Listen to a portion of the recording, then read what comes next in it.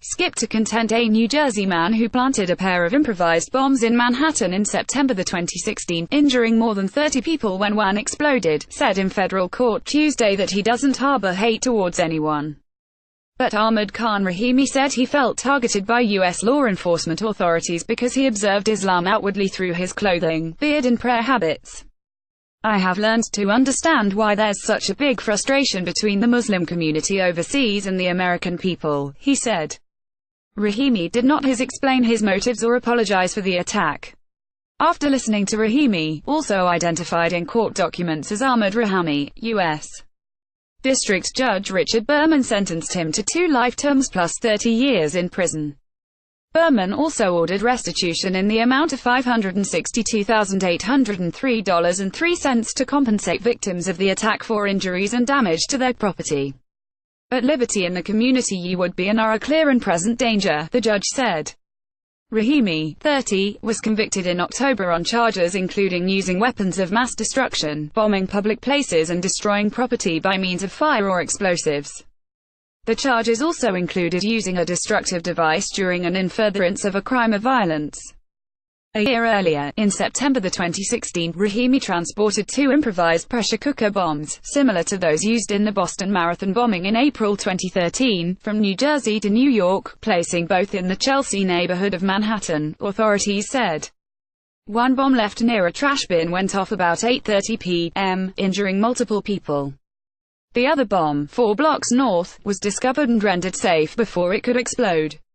Earlier that day, another bomb planted by Rahimi had gone off in Seaside Park, NJ, along the route for a charity 5K race.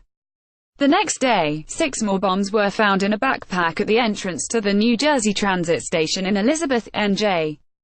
Rahimi was later captured after a shootout with police in Linden, NJ. He faces pending charges related to the shootout in state court in New Jersey, Berman said. Rahimi was born in Afghanistan but brought to the U.S. As a child, he grew up in Elizabeth above his parents' fried chicken restaurant and became a naturalized citizen in 2011. Along the way, he studied criminal justice at Middlesex County College in Edison, New Jersey, hoping to become a law enforcement officer. Rahimi was believed to have been radicalized during trips to Afghanistan and Pakistan. Prosecutors said he began researching terrorist ideology around 2012 and searched the internet in 2015 and 2016 for information on how to make bombs. In an interview with a local NBC station Monday, Rahimi's father, Mohammed Rahami, called his son a terrorist. He did it as a terrorist. This is terrorist, Rahami said. 2 years earlier, Rahami told NBC, he had contacted the FBI about his son's activities but the FBI closed the investigation after 2 months. A spokeswoman for the FBI said in a statement that in August 2014, the FBI initiated an assessment of Rahimi based on comments made by his father after a domestic dispute. The FBI conducted extensive internal database reviews, interagency checks, and multiple interviews, none of which revealed ties to terrorism, the statement said. In court before Berman did his sentence Tuesday, Rahimi, who was wearing blue prison garb and a white skullcap, described how he grew up the son of hard-working parents who never espoused terrorist ideology at home.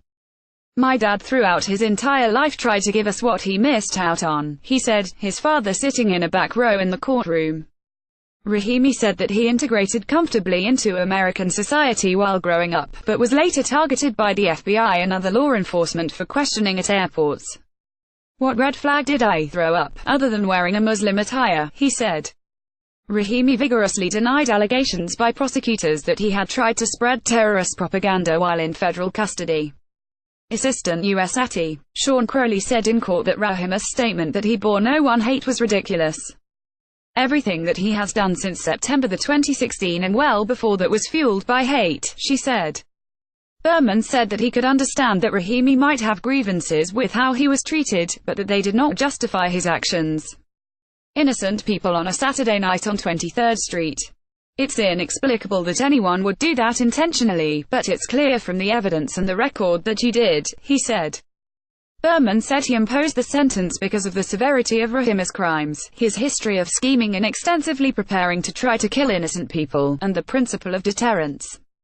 One thing that a life sentence does is to make sure that you can't do it again, he said. After he read the sentence, Berman asked whether any of the victims present, for whom he had delayed the start of proceedings Tuesday, wished to speak. Pauline Nelson, 48, was driving on West 23rd Street in Manhattan on the night one of the bombs planted by Rahimi went off there. The Trinidad native and single mom said she didn't tell her youngest child that she was in court Tuesday because the memory of that night was still raw. "I'm all they have," she said of her 4 children, ages 17 to 29. "You never apologize to no one in the courtroom. God forgive you, that's all I have to tell you." 5:35 p.m. This article was updated with additional background and remarks from the court proceedings.